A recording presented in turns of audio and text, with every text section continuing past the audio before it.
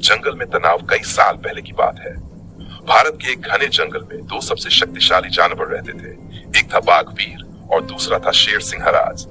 बाघ वीर अपनी चालाकी और तेजी के लिए मशहूर था, तो सिंहराज अपनी गर्जना और शौर्य के लिए। दोनों ही जंगल के राजा बनना चाहते थे, लेकिन जंगल में एक पुराना नियम था, जो जंगल को संतुलन में रखे वही असली राजा। इन दोनों के बीच की प्रतिद्वंदिता धीरे धीरे दुश्मनी में बदल गई। जानवरों में डर बैठ गया कि कहीं इनकी लड़ाई से जंगल तबाह न हो जाए।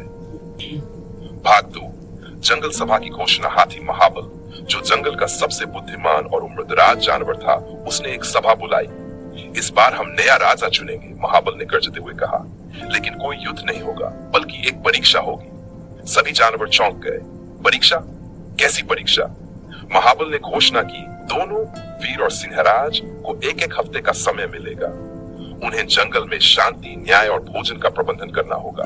जो बेहतर करेगा वही राजा होगा। वीर और सिंहराज दोनों ने चुनौती स्वीकार कर ली, लेकिन अंदर ही अंदर दोनों अलग ही योजना बना रहे थे। भाग 3, सिंहराज का राज। सिंहराज का हफ्ता शुरू हुआ।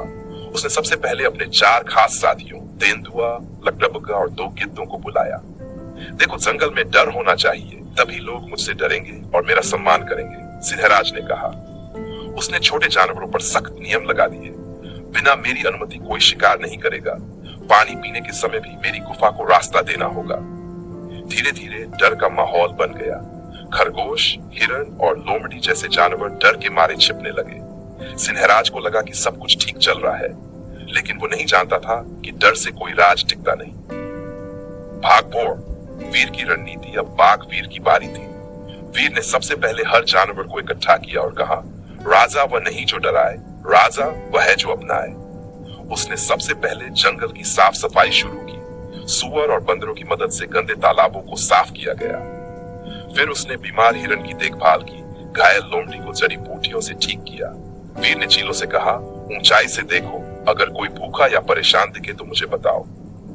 उसने भोजन बांटने का नियम शुरू किया। धीरे धीरे पूरा जंगल वीर को मित्र कहने लगा। अब जानवर न सिर्फ सुरक्षित महसूस कर रहे थे, बल्कि सम्मान भी दे रहे थे। भाग 5, साजिश और हमला। सिंहराज को वीर की लोकप्रियता रास नहीं आई। एक रात उसने अपने साथियों के साथ मिलकर योजना बनाई। अगर वीर गायब हो जाए तो राजा मैं ही बनूंगा। अगली सुबह जब वीर गहरी नींद में था, सिंहराज और उसके साथी गुफा में घुसे और उस पर हमला कर दिया। लेकिन वीर भी जंगल का बाघ था, तेज, चौकन्ना और निडर। उसने तुरंत पलटवार किया। एक भयंकर युद्ध शुरू हुआ। शेर की गर्जना और बाघ की दहाड़ से पूरा जंगल कांप उठा। पेड़ हिलने लगे, पक्षी उड़ने लगे और जानवर भागने लगे। लेकिन तभी हाथी महाबल और कई जानवर बीच में आ गए।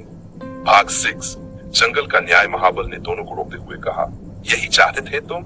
जंगल को राख बना दो? क्या यही है असली राजा का काम? वीर चुपचाप खड़ा रहा। सिंहराज गुस्से से कांप रहा था। महाबल ने सभा बुलाई और सबके सामने दोनों से एक सवाल पूछा, राजा कौन?